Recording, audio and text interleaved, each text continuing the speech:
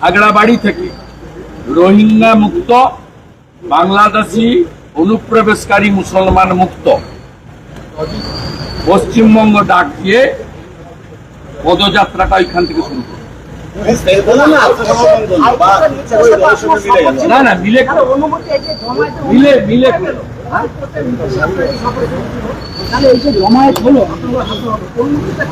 আপনি দুটিমানকে জিজ্ঞেস করুন, আর ওর যে উপরে আছে মমতার চুটি চাটা বেআইনি কিছু রাজীব কুমারকে জিজ্ঞেস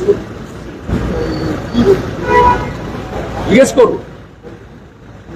ও আমাকে বলছিল একজন গাড়ি ভেঙেছে, আমি অ্যারেস্ট করেছি। ও অ্যারেস্ট করার কি? ওকেই জবাবদিহি করতে হবে।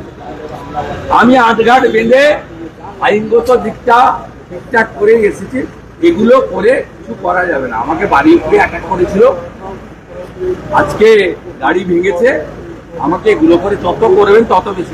এই কারণে আজকে আপনি স্টেট পুলিশের পাইলটটাকেও রিকুয়েস্ট করেছেন সেটার সময়। স্টেট পুলিশের পাইলটও আপনি দুটি মানে করবো কেন? যে খুনের ষড়যন্ত্রের সঙ্গে যুক্ত আর পুলিশকে আমি নিয়ে আসবো কেন? সে তো সামনে কোথাও খুন করিয়ে দিতে পারত।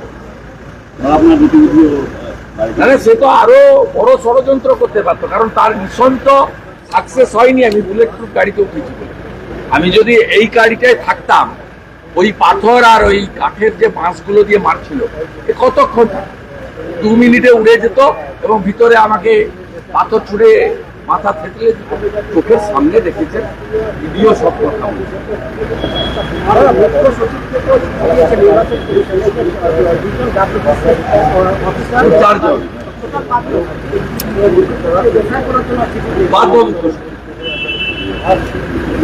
CC পড়ে নেন, রুল 13cc ক্রিস্টাল ক্লিয়ার আছে।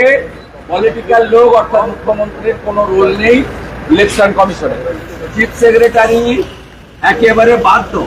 সংবিধানের 324 থেকে 329 আর্টিকেলে ক্লিয়ার বলা আছে যে ইলেকশন কমিশন ইলেকটোরাল রোল থেকে কাউন্টিং এবং gazette supreme authority. Chief secretary কার্যকর না করলে চিফ সেক্রেটারি নিজের আলাপনের মতো পেনশন বেতন সব বন্ধ।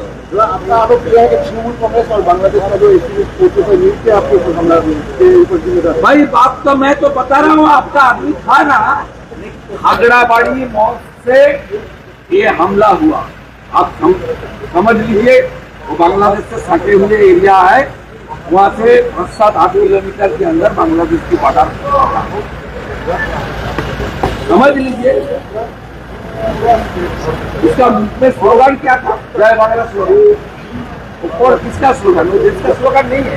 हमारे देश का स्लोगन है जय हिंद, हमारे देश का स्लोगन है वंदे मातरम, हमारे देश का स्लोगन है भारत माता की जय।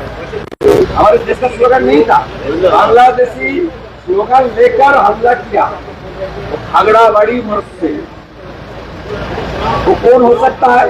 आंसर बांग्ला ही हो सकता है। लास्ट একটা প্রশ্ন, আজকে আপনি